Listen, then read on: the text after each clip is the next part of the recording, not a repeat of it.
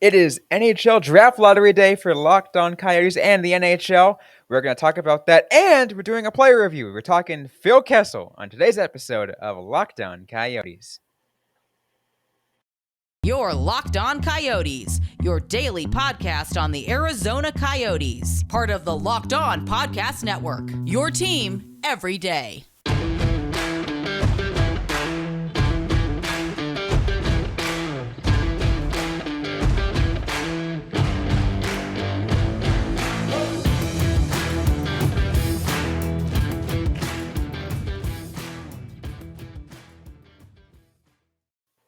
Well, everyone, because it is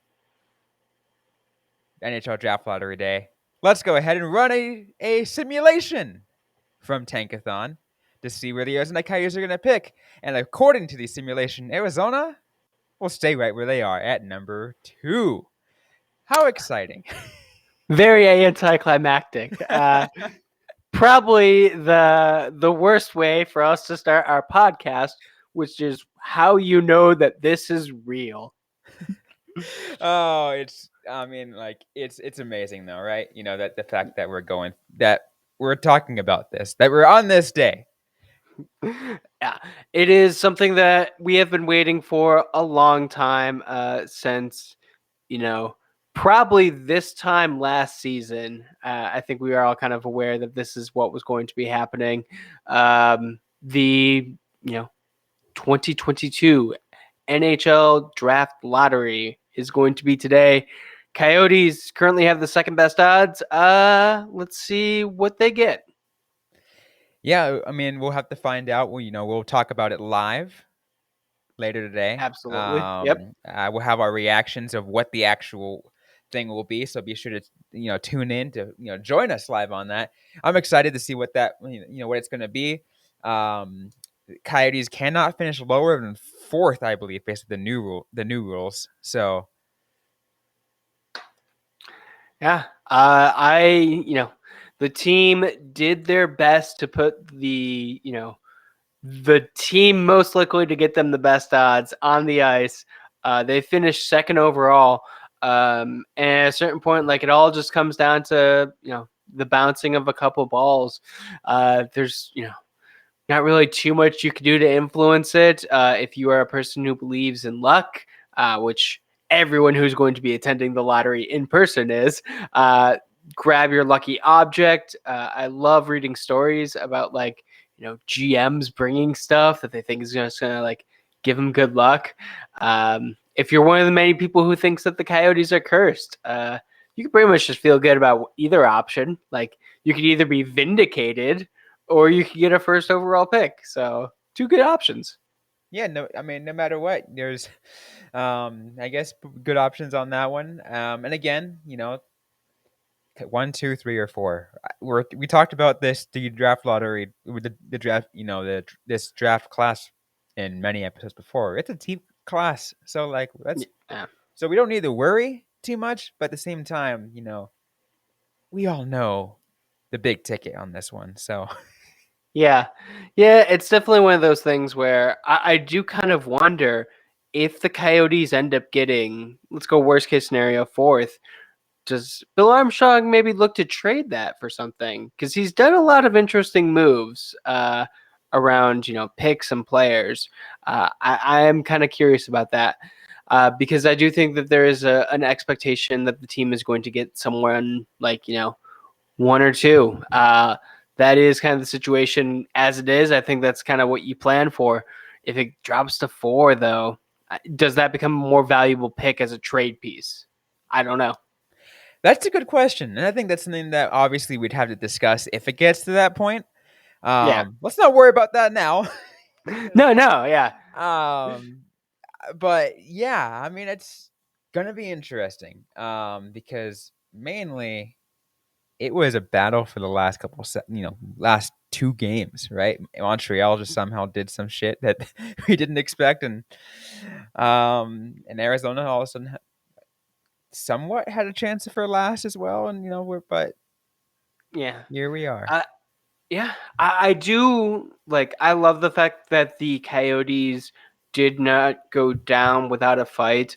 I know it impacted them in the standings so much so that they are the second best, but I think it speaks well to the character of the people in the coaching staff and like some players who I think are going to be big parts of the team in the next couple of years. Like them doing that is a good thing. But it is definitely a thing where you want the season to mean something. And far too often it feels like when you're a Coyotes fan, like it doesn't mean anything. The suffering is just the suffering. It's Absolutely. there. But we'll see, because I do think that hey, maybe it could happen. Maybe this is the Coyotes' year. I do not believe in curses. I do not believe in bad luck. I think that Coyotes have the second best odds. That's the best you can really hope for in any kind of given situation. Well, the second best you can hope for. Yeah. Let's briefly take a look at some of the rules that are different this year for the NHL Draft Lottery, because they've been updating the rules over the last couple of years. And now we have two mainly new rules coming Yep. up in this year's Draft Lottery, and the first is that teams will be restricted from moving up more than 10 spots. Obviously, this doesn't affect the Coyotes this year, but this does mean that the the team with the worst odds to get first overall is the San Jose Sharks. They're at number 11. They're the last team that can get first overall. There is no opportunity for 12, 13, 14, whatever to get first overall anymore. Just imagine in a couple of years, the Arizona Coyotes are the first team to be affected by this rule. That would be a Coyotes thing. It's not going to happen for a while because, like you said, you got to finish although I guess maybe for like a traded pick, we can maybe get it that way. I just feel like the Coyotes are somehow going to be adversely affected by this rule. I mean, the Coyotes don't have the biggest local draft, but it No. happens. But the second rule on this one is one that a lot of people are going to want to pay attention to for the future, and it's that teams cannot win the lottery more than twice in a 5-year period. Yeah. I think for the longest time we called that the Edmonton rule. Or the Buffalo rule, Or the something. Buffalo. What was it? 3 years that Edmonton drafted first overall? Something like that, yeah. Yeah, it was a lot. It was an excessive amount. And now that they are in a playoff contention, we are making this rule now. I get it. It's a smart rule to make. I don't like that it's coming into existence right now, but I understand it, and I am glad to see it finally being implemented.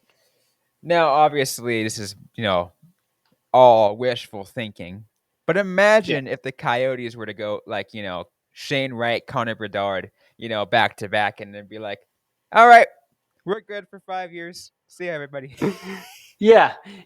I do hope that the team doesn't get into the type of situation where they are just keep losing badly. I don't think that the team could survive that, economically. So yeah, it's hopefully not a rule that the Coyotes are going to have to deal with at all. No, I would hope not, right? But again, these two rules don't really affect the Coyotes directly this year, but those are two new rules you have to think of. And of course, I guess the one that kind of is not mentioned is now that the Coyotes can't finish lower than fourth. It used to be fifth, like drop an extra spot. So it used to be first couldn't finish lower than fourth, second couldn't finish lower than fifth. Now it's first couldn't finish lower than third, second can't finish lower than fourth. Because it's only the first 2 picks, right? First for this one. Yes, first. I believe so. Yeah, first 2 picks. Yeah, it's they announced the changes like at the beginning of the season, and then a full season of hockey happened, and we're just like, remind us again what's different and how do we freaking remember this, because it's been the same for so many years. It's imagine you're back in school, you're getting ready for your final exam, and they're just like, oh, remember that thing we talked about the first week? That's 25% of your final grade. And you're like, what? I vaguely remember that thing we talked about the first week, but a lot's happened since then. So Yeah. yeah. Anyways, once again, the Arizona Coyotes have the second highest odds of getting the first overall pick. That is at about 13.5% or something like that. We're gonna get to that later today. Once again, we have our live reaction at 4 p.m. Arizona time, 7 p.m. Eastern time, with alongside a lot of the other hosts across the NHL network. So you'll be able to find anybody else's show if you want to, but we'll be live also at that time. We got more to get to on this episode of Locked On Coyotes, though. We continue our player reviews. We'll talk one of our favorite players in Phil Kessel. All that and more in just a moment. But first, I want to let you guys know that betonline.net is your number one source for all your betting stats and sports info. Find all the latest sports developments, league reviews, and news, including this year's basketball playoffs, Major League Baseball, and of course, the Stanley Cup playoffs. As we continue through the first round, second round, coming up not too long from now. BetOnline is your continued source for all your sports wagering information, from live betting, playoffs, esports, and more. Head to the website today or use your mobile device to learn more about the trends and action. BetOnline, where the game starts. All right, so let's continue this episode of Locked On Coyotes. Once again, Robyn, Leon, Carl Pavlik want to thank everyone for making Locked On Coyotes your first listen every day. We're free and available on all platforms. Also, don't forget to check out our friends at Locked On NHL. They have all the live recaps and information across the National Hockey League. But let's get into our player review, Carl. We're talking Phil Kessel today, in a little more of a shortened version than our previous, but it's okay because we still love Phil Kessel. We're going to still give him as much attention as possible. We're going to Sure. talk in this segment for the first few minutes, highlights, followed by stuff we wanted to see more of. And then in the next segment, of course, we will discuss his future and of course award him a grade. So let's start off, Carl. Highlights from Phil Kessel. What did you like? So first thing that needs to be mentioned is he has continued his Iron Man streak, included a very memorable moment that I would be, a fool not to mention, him playing a single shift and then going to be present for the birth of his child. Just heartwarming that the Coyotes were able to do that. But a full 82 game season, always impressive. It does seem like we're getting some kind of like rumblings that he was hurt pretty substantially, which isn't too unexpected. He didn't always play 100%, but he played in every game. I thought that's definitely something that we should make sure to talk about, because only active Iron Man streak now that Yandel's. Yeah. Well, there are other active Iron Man Well, streaks out there, but yeah. like he is now the longest Yes. active Iron Man streak. Yeah. For the longest time, though, it was, the other ones, sure, they exist, but it was Yandel and Kessel for the Iron Man streak. Yeah. Also, officially, from all information I can gather, one of the active Iron Man streak will officially end, even though technically such a player did not play all of last year, but because it was not on a team, didn't count. But Patrick Marleau set to retire, means that that's officially dead and out of the water, and now it's only Phil Kessel. Yeah.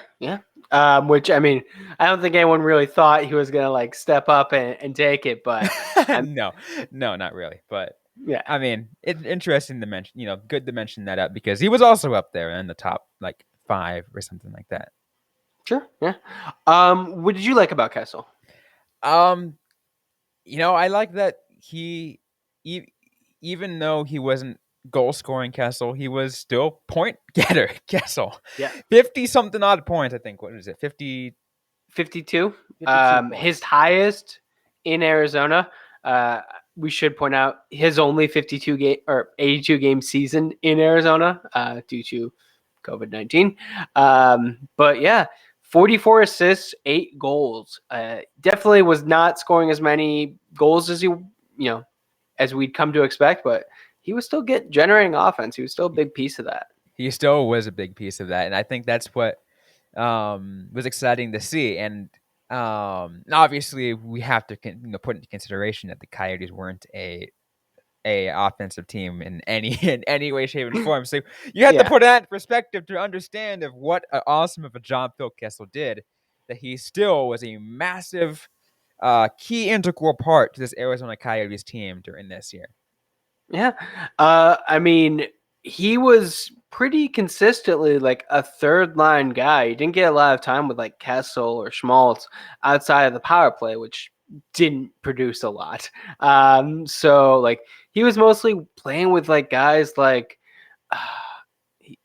fair amount of time with I think Yan Unique, Alex Galchenyak. Not exactly like the top offensive guys for the Coyotes, but he still found ways to like get them the points.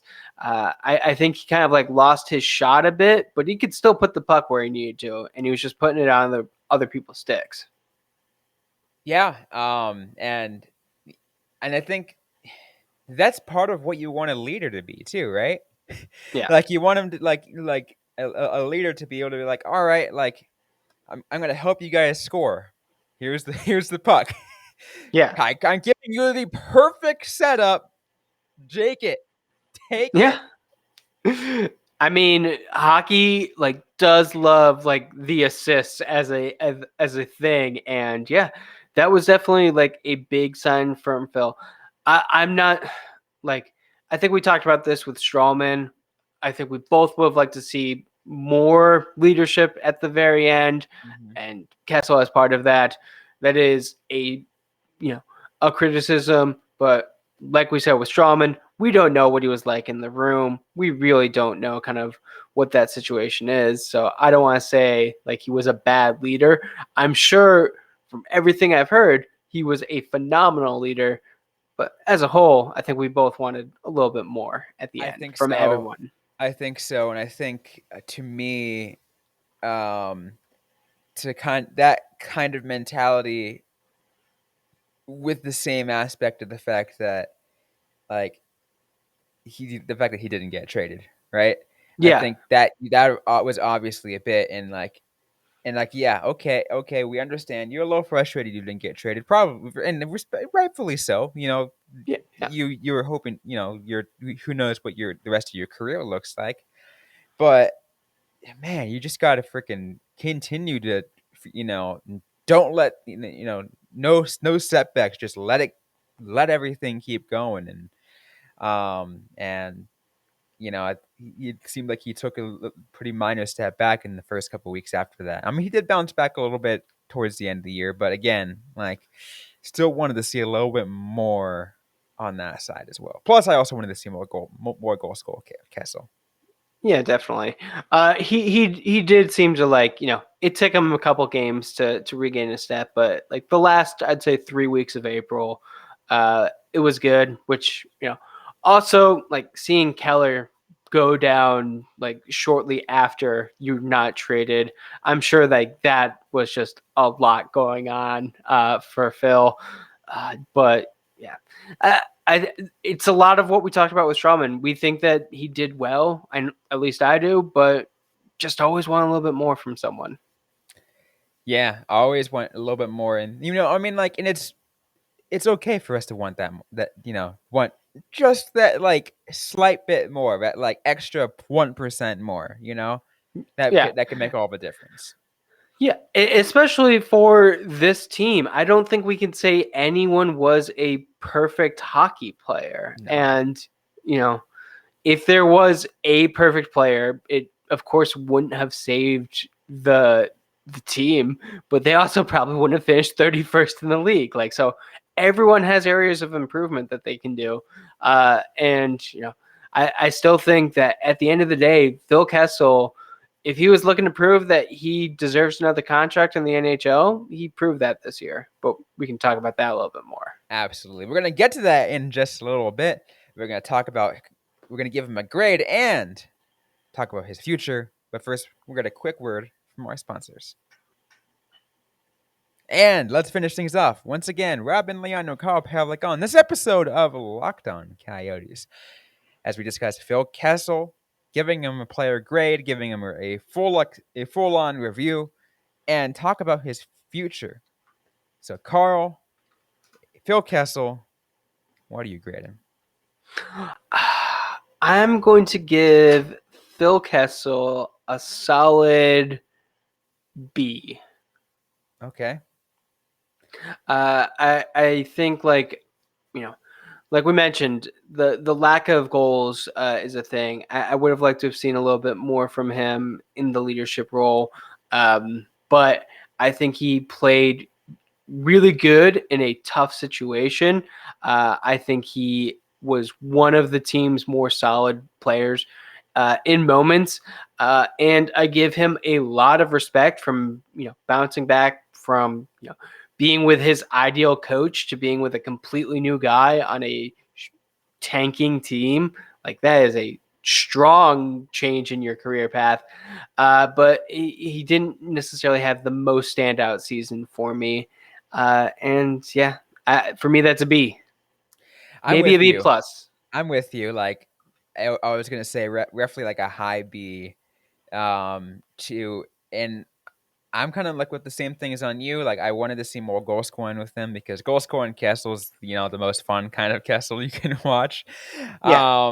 And again, especially in a rebuilding year, that's what you kind of want to see. And we didn't see enough of that.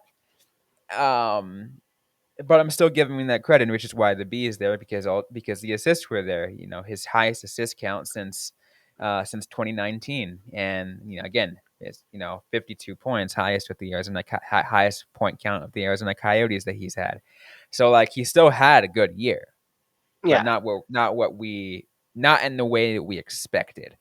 Yeah.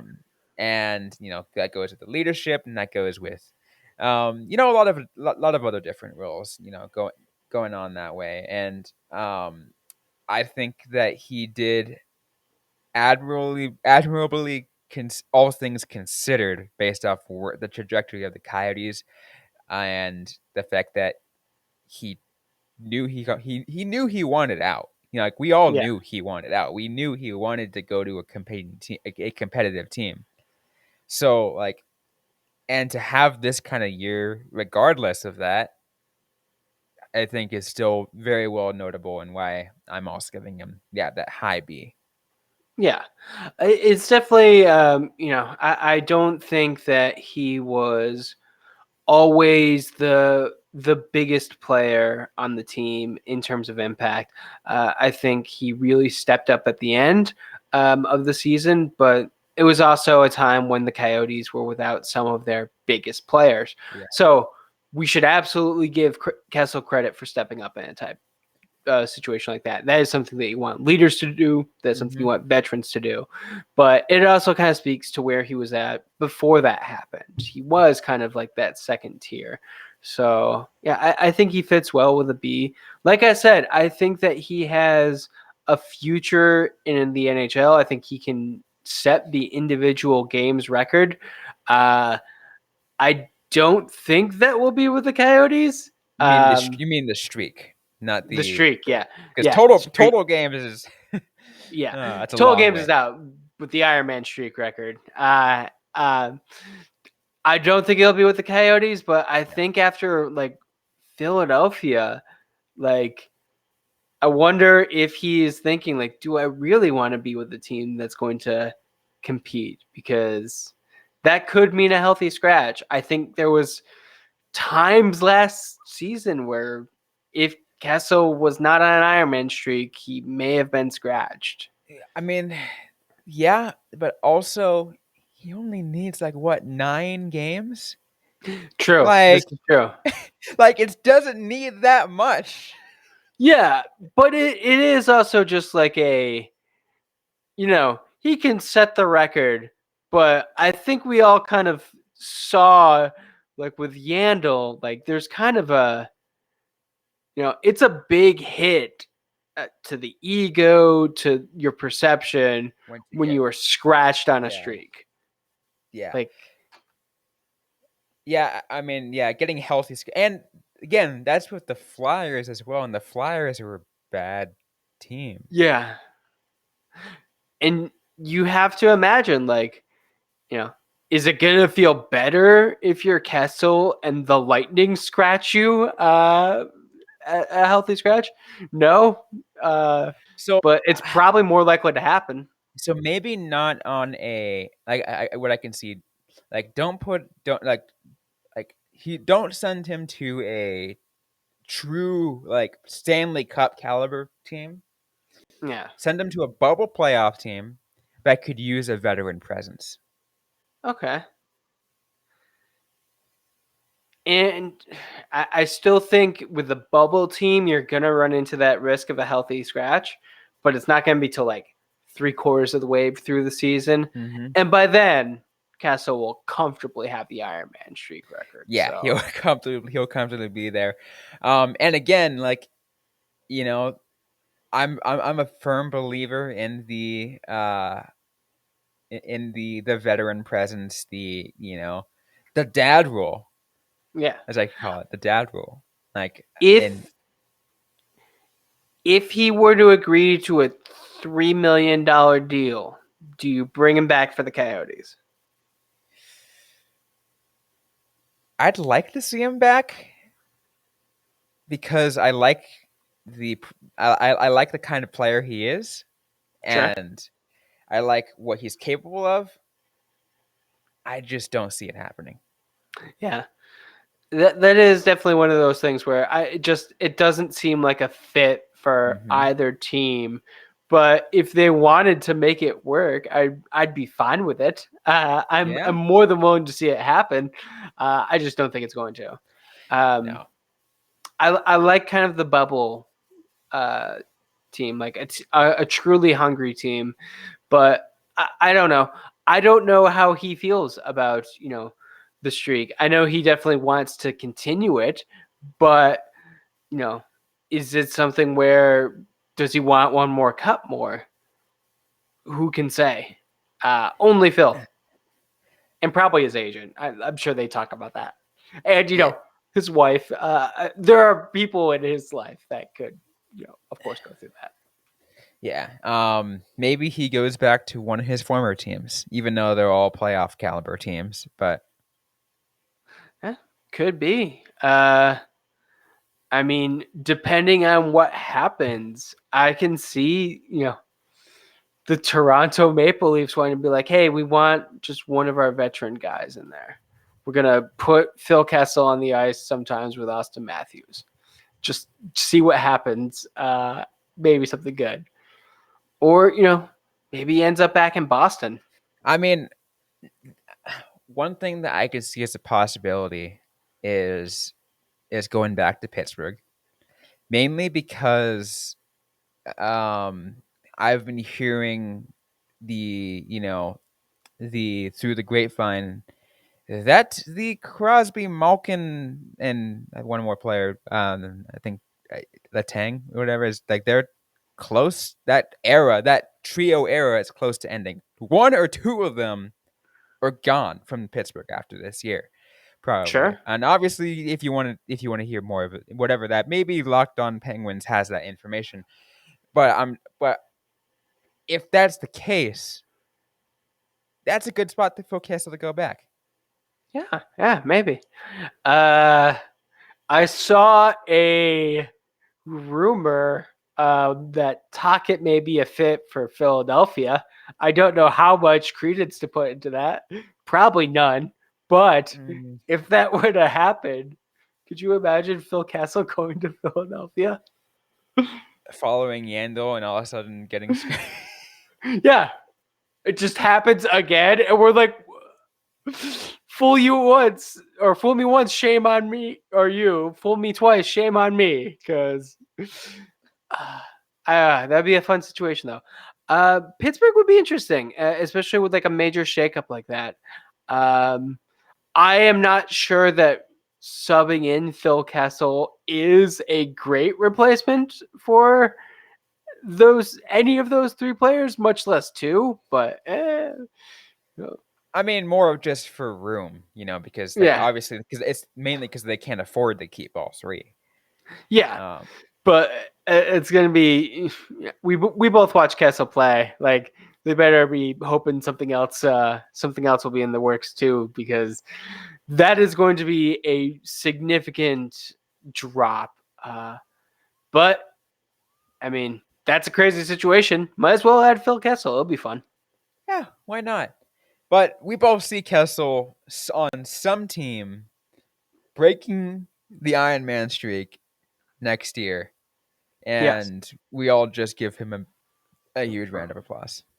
Knock on wood, of course. On the episode, I said that I don't believe in luck. I just don't want to be blamed for cursing Phil Kessel.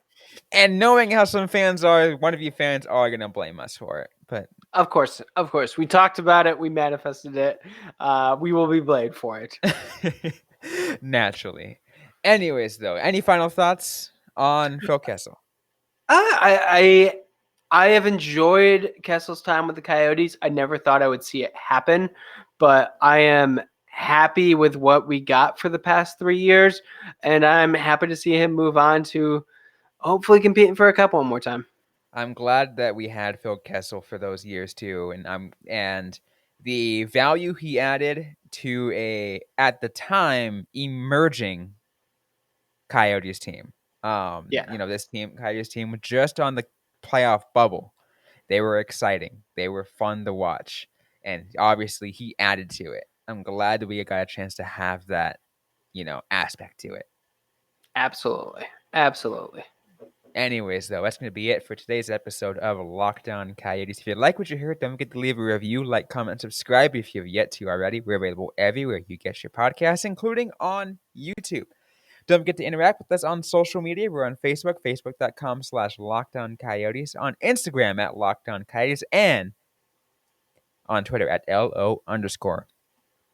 LO_Coyotes. I am personally at Robyn_Leano, at Robyn with a Y, L_LEANO. Carl Pavlik is Carl Pavlik FFH. Interact with us, ask the question you might have. We might answer right back or on a future episode of the Lockdown Coyotes podcast. And as a reminder, everyone, let us not forget that 4 p.m. today, 7 p.m. Eastern Time, we go live as we discuss the NHL Draft Lottery results. Once again, 4 p.m. here in Arizona time, 7 p.m. Eastern Time, right on live on our YouTube channel. So be sure to look it over and subscribe if you've yet to already. That's going to be it for today. Hope you guys are staying safe out there. Hope you guys are staying healthy. And don't forget to howl on.